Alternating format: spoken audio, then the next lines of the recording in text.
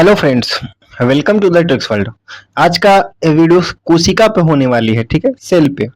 और जितने भी गवर्नमेंट एग्जाम है सभी से रिलेटेड ये होने वाली है। चलिए ज्यादा देर ना करते हुए वीडियो को शुरू करते हैं और देखते हैं कि कोशिका क्या होता है, व्हाट इज सेल। तो छोटा सा इसका डेफिनेशन याद रखेंगे। कोशिका जीवों की संरचनात्मक और क्रियात्मक इकाई को कहते हैं, ठीक है। The fundamental and structural unit of life is called cell, ठीक है। इंग्लिश में हो गया, हिंदी में क्या कहेंगे तो कोशिका जीवों की संरचनात्मक और क्रियात्मक इकाई है। इसे जीवन की सबसे छोटी इकाई भी माना जाता है, ठीक है। और आगे देखते हैं कोशिका की खोज। तो कोशिका की खोज करते हैं रॉबर्ट हुक, ठीक, इनका नाम याद रख लेंगे, रॉबर्ट हुक। और ये करते हैं 1665 ईस्वी में। जीवित कोशिका का खोज किसने किया था तो किए थे एंटोन वॉन लीवेनहॉक ने किया था, ठीक। कोशिका सिद्धांत किसने दिया था तो स्लाइडेन और स्वान ने दिए थे, ठीक है। और नई कोशिका पूर्ववर्ती कोशिकाओं से बनती है, ये किसने पहली बार बताया था तो रुडोल्फ विर्चो, नाम याद रखेंगे, रुडोल्फ विर्चो, ठीक है। इन्होंने ये बताया था कि जो हर एक नई कोशिका जो रहती है वो अपनी पहले वाली कोशिका से बनती है, ठीक है। यहाँ पे देख सकते हैं कि माइंड मैप के माध्यम से समझाया गया है कि कोशिका जीवों की संरचनात्मक क्रियात्मक इकाई होती है। क्लियर है। सभी जीव कोशिका के ही बने होते हैं। कोशिका जीवन की सबसे छोटी इकाई होती है। सभी जीव प्रक्रियाएं कोशिका के द्वारा संचालित होती हैं। जितने भी काम होते हैं बॉडी में सारा का सारा सेल के थ्रू ही होता है, ठीक है। सेल के अध्ययन को क्या कहते हैं तो साइटोलॉजी कहते हैं, ठीक है। और उदाहरण यहाँ पे देखते हैं विशेषता, तो आकार में सूक्ष्म होते हैं। विभिन्न आकार एवं संरचना के विशेष कार्य करने की क्षमता इनमें होती है। क्लियर है। चलिए आगे बढ़ते हैं और देखते हैं कोशिका सिद्धांत, सेल थ्योरी, ठीक है। और इसी में ये भी देखेंगे कि कोशिका के प्रकार कितने प्रकार के होते हैं। तो सेल थ्योरी में देखेंगे तो पहले तो हम बता चुके हैं कि सेल थ्योरी किसने दिया तो स्लाइडेन और स्वान ने। और सभी जीव कोशिका के बने होते हैं। सेल थ्योरी में क्या बताया गया है कि जितने भी जीव हैं वो कोशिका के बने होते हैं। कोशिका जीव की मूल संरचनात्मक क्रियात्मक इकाई है। नई कोशिकाएं पुरानी कोशिका से ही उत्पन्न होती है, ठीक है। यह है आपका सेल थ्योरी।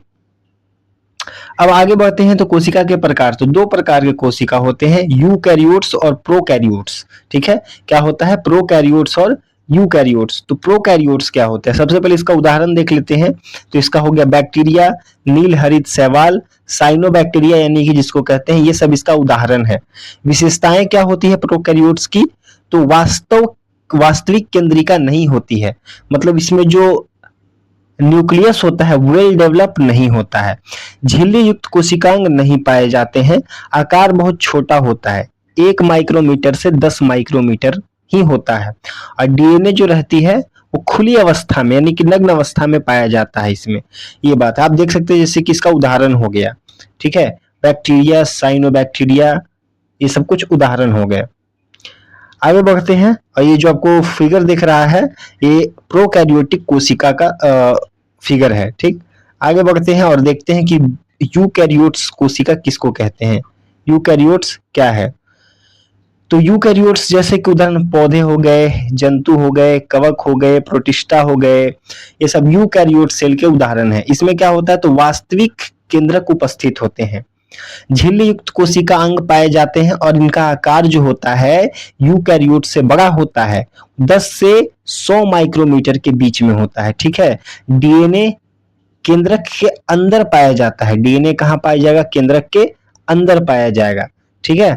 और ये जो आपको मिल जाएगा ये फिगर जो है यूकैरियोट्स कोशिकाओं की उदाहरण बता देता है, ठीक है। और झिल्ली युक्त कोशिकांग इसमें पाए जाते हैं।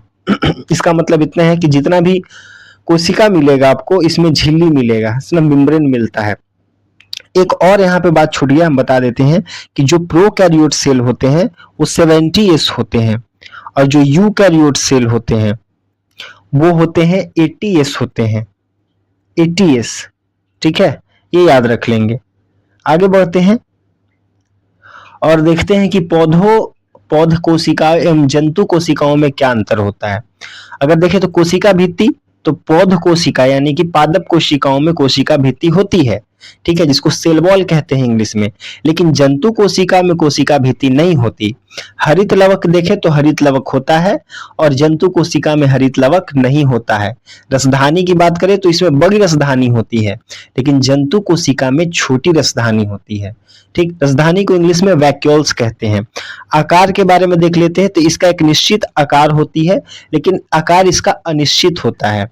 सेंट्रोसोम की बात करें तो सेंट्रोसोम नहीं पाया जाता है, पौधों कोशिकाओं में सेंट्रोसोम नहीं पाया जाता है, लेकिन जंतु कोशिकाओं में सेंट्रोसोम होता है। प्रकाश संश्लेषण की बात करें तो इसमें प्रकाश संश्लेषण करता है, लेकिन यहाँ प्रकाश संश्लेषण नहीं होता। ठीक है, आगे बढ़ते हैं। ये उदाहरण था और ये अंतर था पादप कोशिका और जंतु कोशिका में। चलिए अब आगे देखते हैं कोशिका के प्रमुख भाग, कौन कौन से कोशिका के भाग होते हैं। तो सबसे पहला ऊपर से अगर देखते चलेंगे तो आता है कोशिका झिल्ली। ये आपको एक सेल दिख रहा है और ये सेल का जो बाहर का हिस्सा है इसी को कहते हैं सेल मेम्ब्रेन, कोशिका झिल्ली। ठीक है, सभी कोशिकाएं इसी में पाई जाती है और यह सेमी परमिएबल होता है, मतलब अर्ध पारागम्य होता है। अर्ध पारागम्य कहने का मतलब ये है कि आर पार कोई चीज जो होता है पदार्थ आ जा सकती है। ठीक है, पदार्थों के आवागमन को नियंत्रित करती है कोशिका झिल्ली। और क्या काम करता है, तो सुरक्षा प्रदान करता है, कोशिकाओं को आकार देना इसका काम है और पदार्थ का आदान प्रदान नियंत्रण करना इसका काम है। ठीक है, ये प्रोटीन का बना होता है। आगे बढ़ते हैं तो कोशिका भित्ति आता है सेकंड नंबर पे। कोशिका भित्ति केवल पौधों में पाई जाती है, केवल पौधों में मिलेगी। ठीक है, सेलुलोज की बनी होती है और सुरक्षा एवं दृढ़ता प्रदान करती है ये। ठीक, जैसे कि हम अपने बॉडी का सुरक्षा तो कपड़े पहन के कर लेते हैं, तो हमारे शरीर के लिए, हमारे बॉडी के लिए सेल वॉल का जरूरत नहीं पड़ता है। लेकिन पौधे जो होते हैं, पेड़ पौधे, वो अपना बॉडी का तो रक्षा कर नहीं सकते, इसीलिए जो प्रकृति है एक अलग से कवच दे के भेजी है सेलुलोज की, जिसको हम लोग सेल वॉल कहते हैं। ठीक है, अब क्या होता है कि कोशिका को निश्चित आकार देना इसका काम होता है और बाहरी सुरक्षा प्रदान करना इसका काम होता है। ठीक, अब आता है कि कोशिका द्रव यानी कि साइटोप्लाज्म। तो केंद्रक और कोशिका झिल्ली के बीच का भाग सभी को कहते हैं साइटोप्लाज्म। सेल के अंदर जो प्लाज्म पाया जाता है यानी कि जो लिक्विड पाया जाता है उसी को कोशिका द्रव कहते हैं, यानी साइटोप्लाज्म कहते हैं। सभी कोशिकांग इसी में पाए जाते हैं और अधिकांश जैव रासायनिक क्रियाएं यही होती है, मतलब कि साइटोप्लाज्म में ही होती है। ठीक है, आगे बढ़ते हैं और यहाँ पे एक शब्द लिखा गया है कि यही भाग कोशिका को सक्रिय रखता है, सभी क्रियाओं के लिए माध्यम प्रदान करता है यही। ठीक है, माने साइटोप्लाज्म ही। चलिए आगे देखते हैं कि और कुछ भाग देख लेते हैं। तो केंद्रक आता है यानी न्यूक्लियस, इसको कहते हैं कोशिका का नियंत्रण कहते हैं, यानी कि ब्रेन ऑफ सेल भी कहते हैं। ठीक है, इसी को न्यूक्लियस को अनुवांशिक पदार्थ यानी डीएनए यही रहता है, केंद्रक में ही डीएनए पाया जाता है। केंद्रक के भाग देख लेते हैं तो इसमें केंद्रक झिल्ली पाया जाता है, केंद्रक द्रव होता है, सेल के अंदर साइटोप्लाज्म था वहीं यहाँ पे केंद्रक के अंदर केंद्रक द्रव होता है यानी न्यूक्लियोप्लाज्म पाया जाता है। एक केंद्रिका पाई जाती है और इसी में क्रोमोसोम यानी कि गुणसूत्र पाया जाता है। इसका कार्य क्या है, तो कोशिका की सभी क्रियाओं का नियंत्रण करना, क्योंकि ब्रेन ऑफ सेल है ना, सेल का दिमाग इसको कहा जाता है। अनुवांशिक लक्षणों का संचरण करता है। ठीक, केंद्रक को कोशिका का मस्तिष्क कहा जाता है, यहाँ पे लिख दिया गया है। क्रोमोसोम क्या होता है, गुणसूत्र क्या होता है जान लेते हैं। तो डीएनए एवं प्रोटीन से बने होते हैं। ठीक है, और इसका आकार ऐसे होता है, देख सकते हैं आप। अनुवांशिक लक्षणों का वहन करते हैं ये, मतलब कि जो माता पिता का गुण है वो ट्रांसफर होता है और केंद्रक में पाए जाते हैं। ठीक, और मनुष्य में गुणसूत्र कितने होते हैं, तो 46 होते हैं, यानी कि पेयर में अगर बात करें तो 23 जोड़ा होता है। इसमें दो प्रकार के होते हैं, ऑटोसोम और लैंगिक गुणसूत्र, जिसमें ऑटोसोम होता है 42 जोड़े और जो एक जोड़ा रहता है उसको लैंगिक गुणसूत्र कहते हैं। यानी कि देख सकते हैं कि ऑटोसोम क्या हो जाएगा 22 को, 1 से लेके 22 तक खाली XX रहेगा। ठीक, लेकिन एक जो रहेगा या तो फिर X आके मिल जाएगा या तो Y आके मिल जाएगा। ठीक है ना, जहाँ पे स्त्री और पुरुष का निर्धारण होता है। क्लियर है, इसी को कहते हैं क्रोमोसोम यानी कि गुणसूत्र, जो माता पिता से आता है अपने संततियों में। अब आता है डीएनए एवं आरएनए। तो डीएनए का फुल फॉर्म पहले याद रख लेंगे, डीऑक्सी राइबोज न्यूक्लिक एसिड। क्या होता है, डीऑक्सी राइबोज न्यूक्लिक एसिड। ठीक है। आरएनए का फुल फॉर्म होता है राइबोज न्यूक्लिक एसिड। इसको आनुवांशिक सूचना संग्रहित करता है, ठीक है। और द्विकुंडी यानी डबल हेलिक्स संरचना होती है इसमें। मुख्यतः केंद्रक पाया जाता है, ठीक है। केंद्रक में पाया जाता है डीएनए। क्लियर है। आगे बढ़ते हैं, जिसका खोजकर्ता कौन थे, तो जेम्स वाटसन और क्रिक थे, ठीक है। यानी कि वाटसन और क्रिक माना जाता है डीएनए के खोजकर्ता का, ठीक है। कार्य क्या है, तो अनुवांशिक गुणों का संचरण करता है, जैसे माता पिता का जो गुण है वो बच्चों में ट्रांसफर करता है। प्रोटीन संश्लेषण का नियंत्रण भी यहीं से होता है। देख सकते हैं कि जो शुगर है, ये जो आपको दिख रहा है ना, इसको शुगर कहते हैं। और ये जो डबल हेलिक्स यहाँ पर रेड, इसको फॉस्फेट समूह कहते हैं। और इसमें बेस रहता है, आधार रहता है, 4 आधार देख सकते हैं, 1 2 3 4 आधार होता है, जिसको एटीजीसी से दर्शाते हैं। इसको कहते हैं एडेनिन और थाइमिन, साइटोसिन और गुआनिन, ठीक है। ऐसे दिखाते हैं। डबल हेलिक्स है, मतलब 1 और 2 डबल स्टैंडर्ड संरचना इसकी होती है। आगे बढ़ते हैं, आरएनए की बात करते हैं। डीएनए हमने देख लिया है। आरएनए की बात करें तो सामान्यतः एकल मतलब कुंडलित होती है, यानी कि सिंगल स्ट्रैंड होती है। देख सकते हैं, ये है आरएनए। क्लियर है। और प्रोटीन संश्लेषण में सहायता करती है। और 3 प्रकार के आरएनए होते हैं। कितने प्रकार के, 3 प्रकार के। एक होता है एमआरएनए, टीआरएनए, आरआरएनए। एमआरएनए को कहते हैं मैसेंजर आरएनए, ठीक है। और ये क्या काम करता है, तो डीएनए की सूचना राइबोसोम तक पहुंचाता है, ठीक। राइबोसोम क्या है वो आगे आके बताएंगे, लेकिन यहाँ पे याद रखेंगे कि डीएनए की सूचना को राइबोसोम तक ये पहुंचाने का काम करता है। टीआरएनए को कहते हैं ट्रांसफर आरएनए, यानी कि अमीनो अम्लों को राइबोसोम तक पहुंचाता है। और आरआरएनए यानी कि राइबोसोम आरएनए, तो राइबोसोम के संरचना कार्य में सहायक होती है ये आरएनए। ये तीनों आरएनए का काम समझ चुके हैं। आरएनए 3 प्रकार के होते हैं, सब कुछ समझ चुके हैं, ठीक। याद रखने वाली बात यह कि आरएनए प्रोटीन बनाने की प्रक्रिया यानी प्रोटीन सिंथेसिस में महत्वपूर्ण भूमिका निभाता है। कोशिका अंग की बात करते हैं, ये आपका भाग होता है खत्म। अब कोशिका अंग यानी कि सेल ऑर्गेनल्स का बात करते हैं। तो सेल ऑर्गेनल्स में सबसे पहले हम पढ़ लेंगे माइटोकॉन्ड्रिया के बारे में, ठीक है। माइटोकॉन्ड्रिया को देखते हैं तो इसको हम पावर हाउस ऑफ सेल कहते हैं, ठीक है। यानी कि जितने भी सेल के अंदर ऊर्जा का निर्माण होता है वो माइटोकॉन्ड्रिया ही करता है। एक उसके अंदर एक साइकिल चलता है जिसको हम कहते हैं क्रेब्स साइकिल, हिंदी में क्रेब्स चक्र चलता है। क्रेब्स चक्र, क्रेब्स चक्र जब चलता है तो उससे 38 एटीपी बनता है, एटीपी। और 38 एटीपी को मिला के ग्लूकोज बनता है, एक ग्लूकोज बनता है, ठीक है। और यही ग्लूकोज आगे चल के एनर्जी का फॉर्मेशन करता है, याद रखेंगे। चलिए देखते हैं। तो अगर माइटोकॉन्ड्रिया की संरचना देखें तो बाहर में बाह्य झिल्ली रहेगा, अंदर में आंतरिक झिल्ली पाया जाएगा। और जो आंतरिक दीवार रहती है उसको क्रिस्टी कहा जाता है। एग्जाम में पूछा जाता है कि माइटोकॉन्ड्रिया के आंतरिक दीवारों को क्या कहा जाता है, तो क्रिस्टी कहा जाता है। और अंदर में जो खाली जगह मिल जाता है उसको मैट्रिक्स कहते हैं। क्लियर है। कार्य देख लेते हैं। तो एटीपी के रूप में ऊर्जा का उत्पादन करता है। एटीपी का फुल फॉर्म होता है एडेनोसिन ट्राइफॉस्फेट, ठीक है। और कोशिका श्वसन का प्रमुख स्थान है ये, ठीक। महत्वपूर्ण तथ्य के बारे में, तो पावर हाउस ऑफ सेल इसको कहा जाता है, पहले बता दिए। और इसका एक बात और है कि स्वयं का डीएनए एवं आरएनए होता है, ठीक।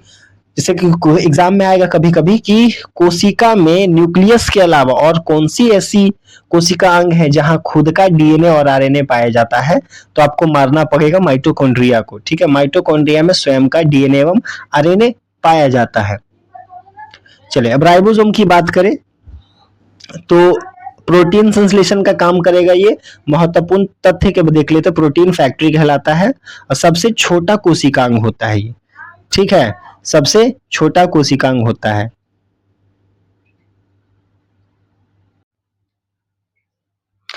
आगे देखते हैं।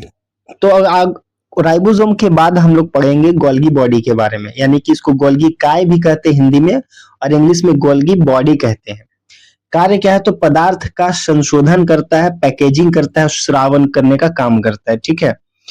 इसको पोस्ट ऑफिस ऑफ सेल भी कहा जाता है, ठीक। गोल्गी काय को, गोल्गी बॉडी को, इसका काम है पैकेजिंग, विकल्प क्या है, पदार्थों का संशोधन, पैकेजिंग और स्राव करना इसका काम होता है।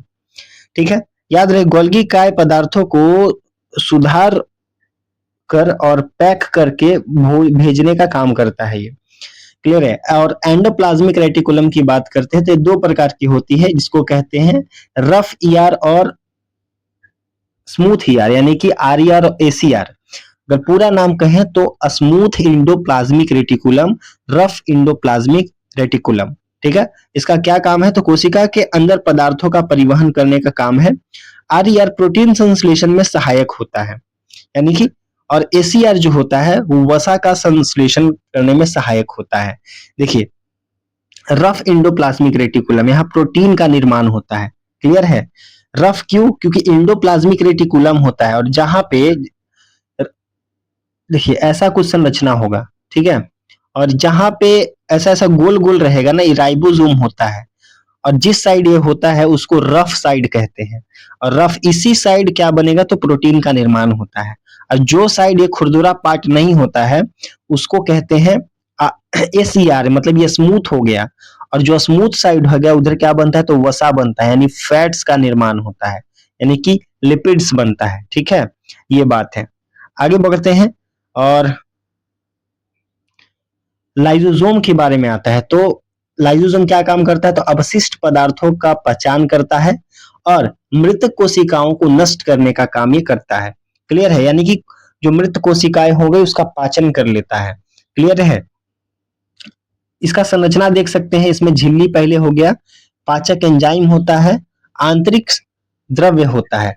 कोई पूछेगा लाइसोसोम के अंदर कौन सा एंजाइम पाया जाता है तो बोलेंगे हाइड्रोलाइटिक एंजाइम पाया जाता है, हाइड्रोलाइटिक एंजाइम पाया जाता है, और यही जो होता है कोशिका के पाचन करने का काम करता है।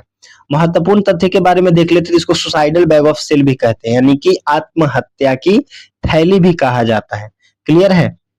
चलिए आगे बढ़ते हैं और अब आता है हरित लवक। हरित लवक के बारे में बात कर लेते हैं। तो इसका कार्य क्या है तो प्रकाश संश्लेषण का काम है। ठीक है, प्रकाश संश्लेषण काम करता है और CO2 लेता है, ऑक्सीजन को देता है। पौधे क्या करते हैं, CO2 लेते हैं, ऑक्सीजन देते हैं।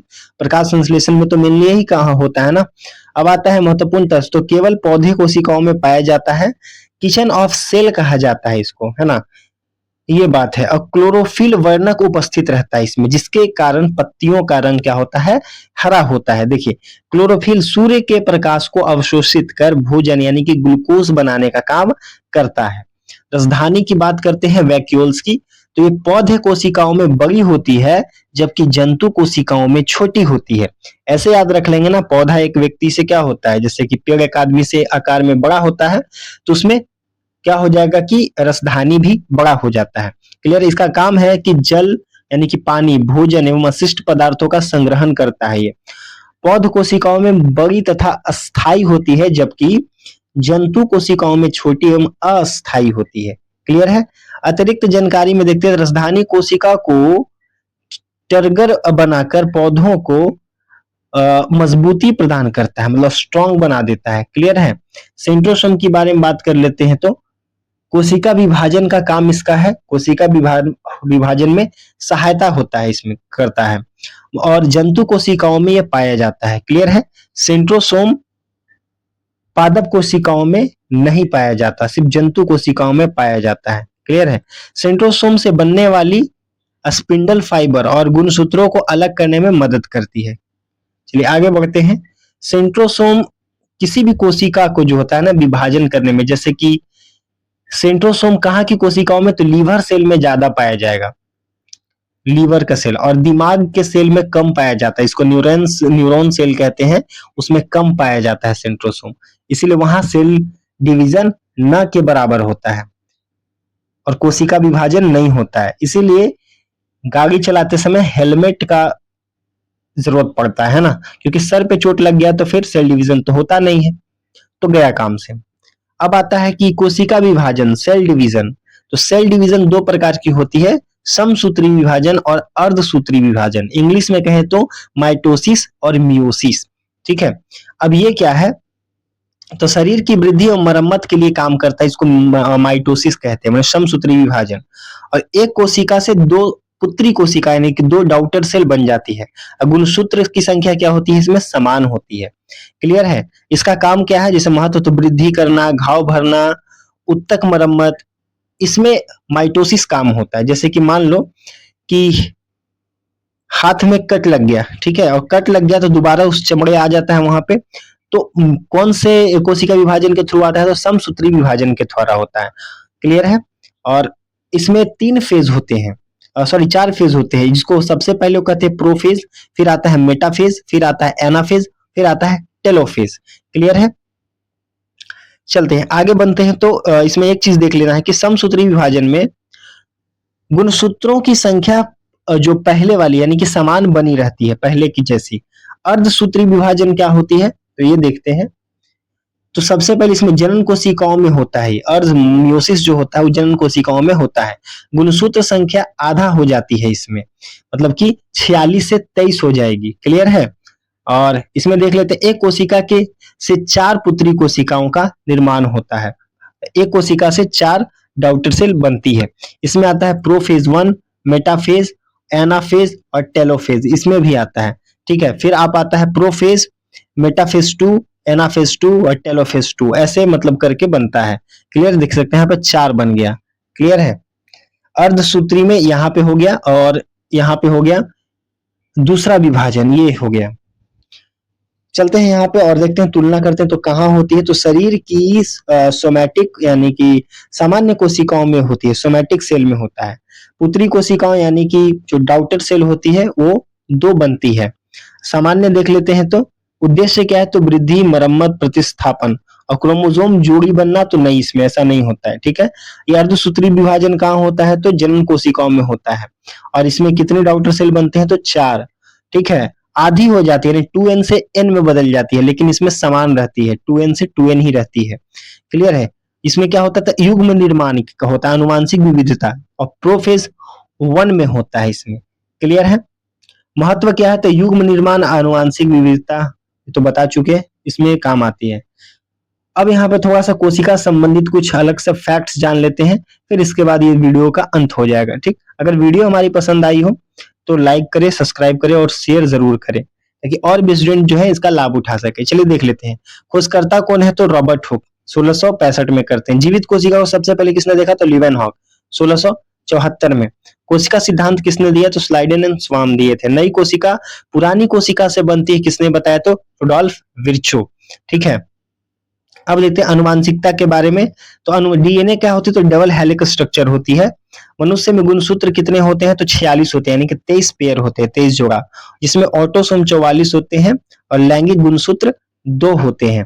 क्लियर? कोशिका अंग, सेल ऑर्गेनल्स की अगर बात कर लेते हैं तो कोशिका का पावर हाउस किसको कहते हैं? तो माइटोकॉन्ड्रिया कहते हैं। कोशिका का हरित लवक यानी कि क्लोरोप्लास्ट प्रकाश संश्लेषण में हेल्प करता है। सुसाइडल बैग किसको कहते हैं? तो लाइसोसोम को करता है। इसका काम है पाचन करना और नष्ट करना। ठीक है, जो खराब हो गई है कोशिकाएं, काम के लायक नहीं बची है। राइबोसोम को क्या कहते हैं? तो प्रोटीन फैक्ट्री कहलाता है। इसका काम है प्रोटीन का संश्लेषण करना। आगे बढ़ते हैं। गोल्गी बॉडी को, तो इसको पोस्ट ऑफिस भी कहा जाता है सेल का। और केंद्रक को क्या कहते हैं? तो कंट्रोल, सेल कंट्रोलर कहते हैं, यानी कि दिमाग का सेल का ब्रेन भी कहते हैं इसको। क्लियर है? कोशिका के अगर रिकॉर्ड्स के बारे में बात कर लेते हैं तो सबसे बड़ी कोशिका जो होती है शुतुरमुर्ग का अंडा होता है। सबसे लंबी कोशिकाएं जो होती है तंत्रिका कोशिका होती है, यानी कि न्यूरॉन सेल होती है। सबसे छोटी कोशिका तो माइकोप्लाज्मा होती है। और सबसे बड़ा कोशिका अंग कौन होता है? तो पादप कोशिका में पाया जाता है हरित लवक। और सबसे छोटी कोशिका अंग कौन होती है? तो राइबोसोम। ठीक है, और कोशिका के अध्ययन को साइटोलॉजी कहते हैं। उत्तक के अध्ययन को हिस्टोलॉजी कहते हैं। आज का हमारा वीडियो यहीं तक होने वाली है। पसंद आई हो तो लाइक करें, शेयर करें और सब्सक्राइब कर दें। शुक्रिया।